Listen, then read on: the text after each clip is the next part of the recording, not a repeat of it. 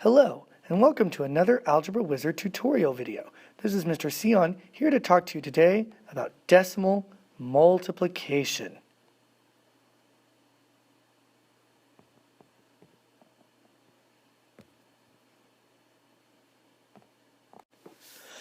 The way that I really like to present decimal multiplication is not usually the traditional way that a lot of teachers or parents or other students are pretty much used to. And in fact, a lot of times people say, I'm a little confused by this, until I actually show them, in which case they're like, oh, that actually makes a lot of sense.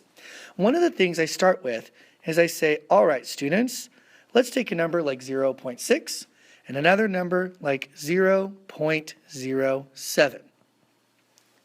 Well, how we're actually supposed to read these as we're taught in elementary school is instead of saying 0.6, we look at the fact that the 6 is in the tenths place. Well, since it's in the tenths place, we would say this as 6/10. Oh, look, when I say the word 6/10, it almost sounds like I'm saying a fraction.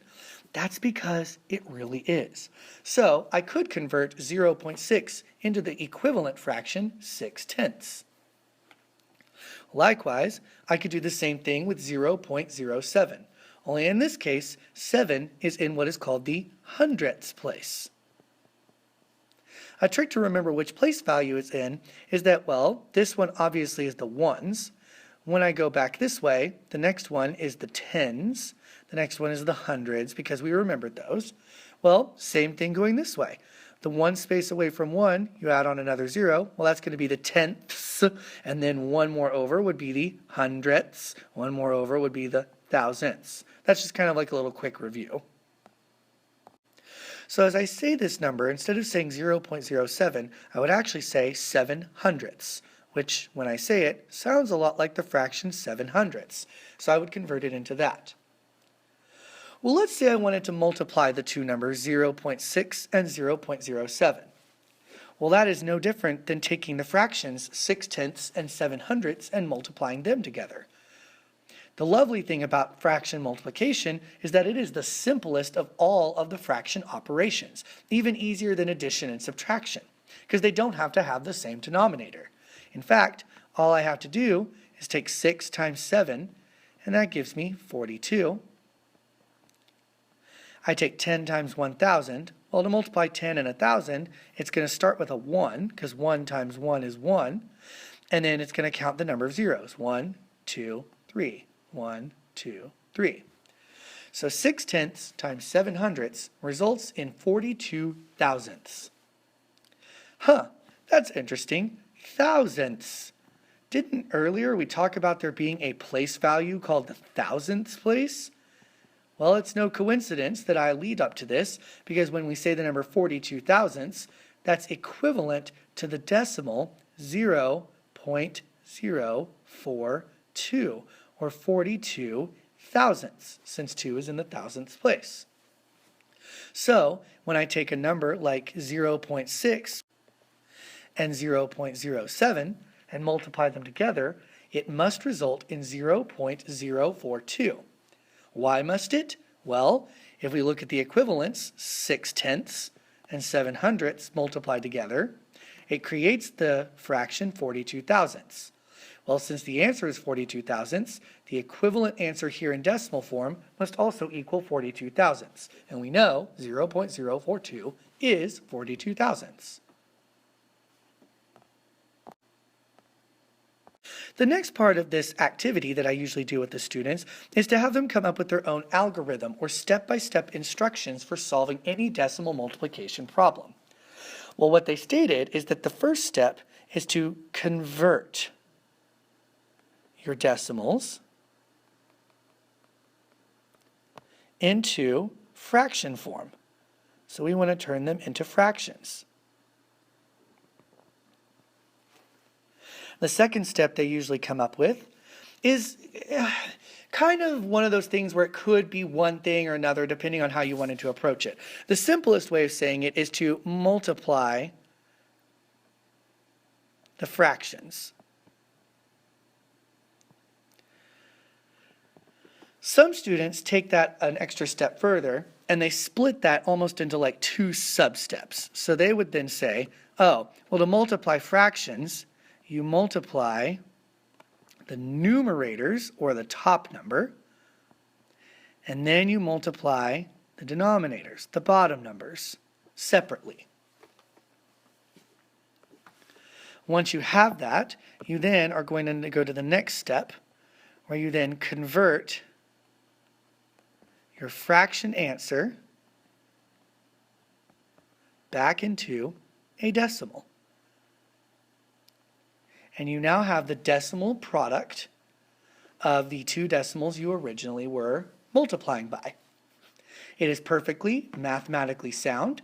It uses the idea of fraction decimal equivalence and the properties that are involved in multiplying fractions by multiplying a numerator and multiplying a denominator.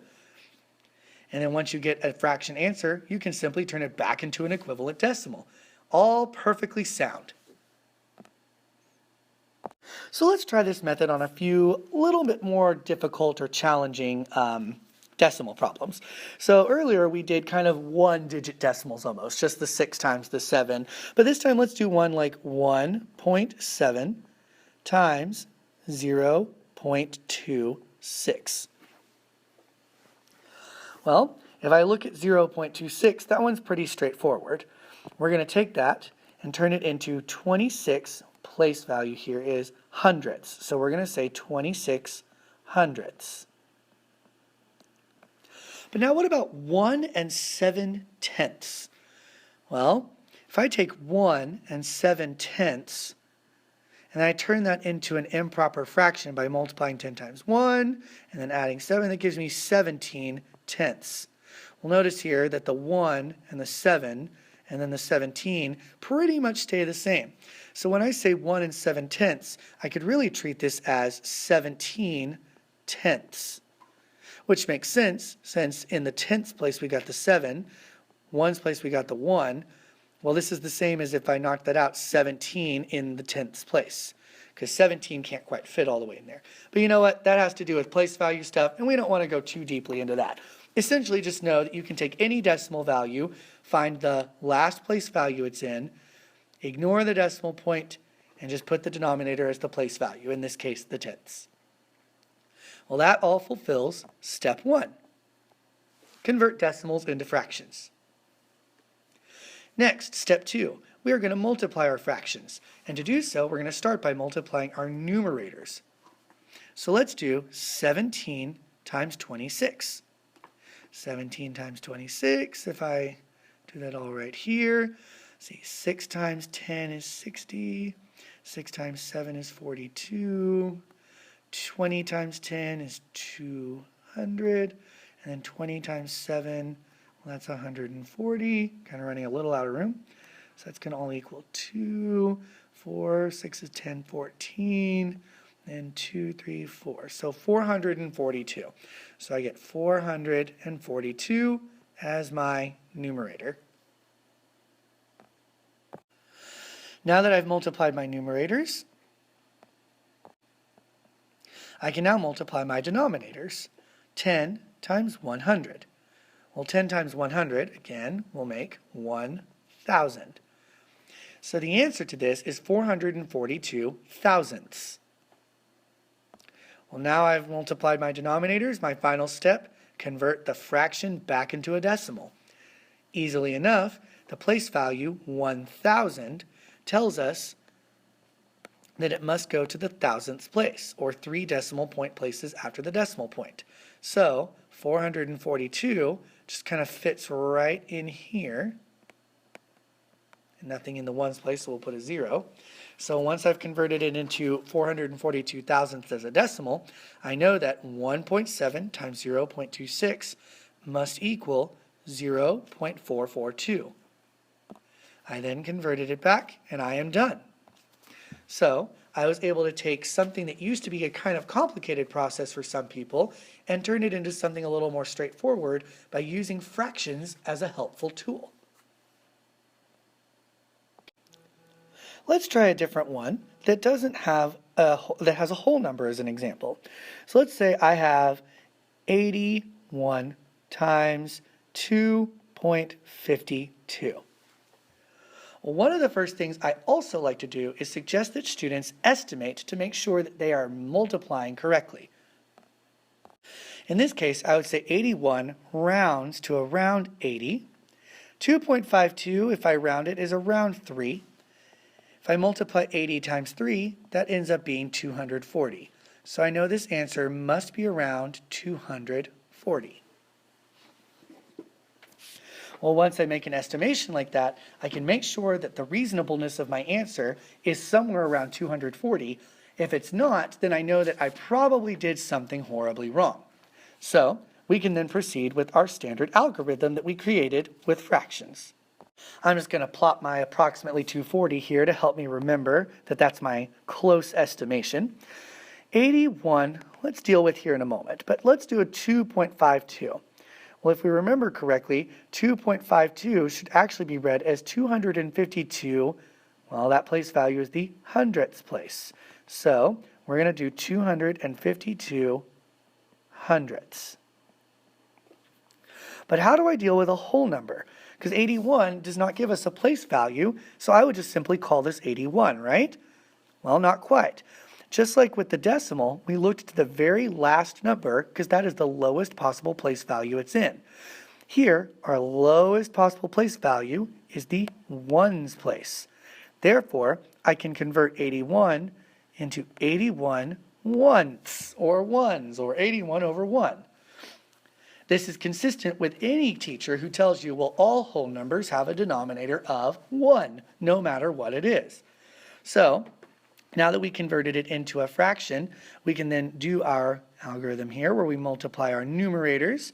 Just to save time and space, I'm going to go ahead and just tell you that it's equal to 20,412. But then when I do 1 times 100, well, that just simply equals 100. Well, at this point, when I want to convert it into a decimal form, I, of course, simply remember that, oh, looky here. I just look at this hundredths place. That means it has to go at least 2 places after the decimal point. Start plopping in this number, 21402. So I get the number 204.12, or 204 and 12 hundredths. Well, do you remember that estimation we had earlier, 240? Because 2.52 is not exactly 3, and in fact actually less than that, I could reasonably expect that my number would actually be less than 240. In this case, it's pretty significantly close. I mean, it's not as close as I imagine I would like it to be, but again, this is all estimation to try to check reasonableness. If I had gotten some answer like 121.39, that's way, way far away. It should really raise a red flag. But if I have a number like 200 something, that's reasonably close to 240. However, I do understand that some students do not really care for working with fractions and would rather avoid them altogether. So another method often involves being able to still use estimation to kind of reasonably check where a decimal point might go. So a lot of times students have the trouble of thinking, oh, I have to line up the decimal points like I do in addition and subtraction. So they would take a number like 2.8 times 3 or 31.91. And they would sit there and say, okay, so I'm going to line these up and do 31.91 times 2.8, and I'm going to put a 0 here, and that means I'm going to have to do all this 0 multiplication, and just, no, we're not going to be doing any of that. Instead, what I say is, okay, let's use estimation as our friend. I'm going to reasonably guess that 2.8 rounds to 3, and 31.91 rounds to about 30. When I multiply 3 times 30, that gives me 90. So I'm going to put my little estimate over here, around 90. Once that's done, I can essentially ignore the decimal points and just treat these as though I were doing 28 times 3,191, like whole number multiplication. So I, of course, do my little standard stacking, multiplying, whatever that you want to do. 8, 9, 10, 11, 12, 13, 14, 15, 8 times 3 is 24, 25. Drop a 0. And 2 times 1 is 2. 18, 2, 3. 2 times 3 is 6.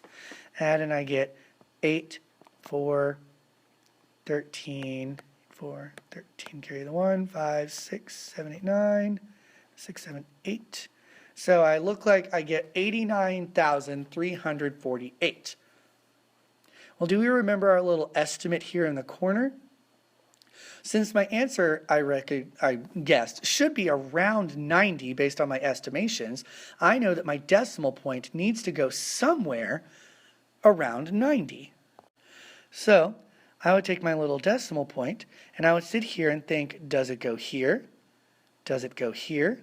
Here, here, here, here, maybe farther along, farther behind? Well, if I think about the number closest to 90, I recognize that if I place my decimal point right here, 89.348 is the closest thing to 90 with these numbers right here. So my guess is that 89.348 is the solution to 2.8 times 31.91.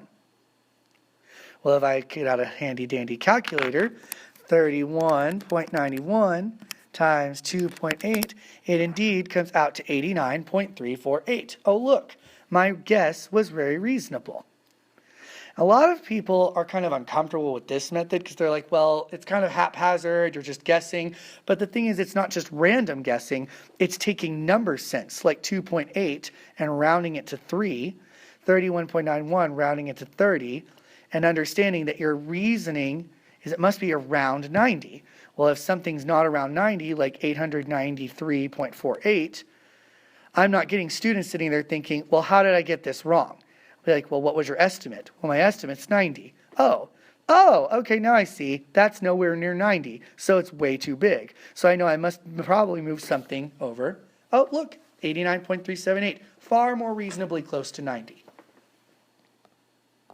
I know this video was a little longer than what I'm used to doing, but I did want to make sure I covered a lot of the different ways that we do decimal multiplication and the reasoning behind it, because it's all different from the traditional algorithm of counting decimal place values, counting them in the answer, moving your decimal point to fit in there, which to me confuses more kids than it actually helps. So these two methods that I showed with fractions and then with estimation hopefully help those students who want an alternate way of being able to do decimal multiplication.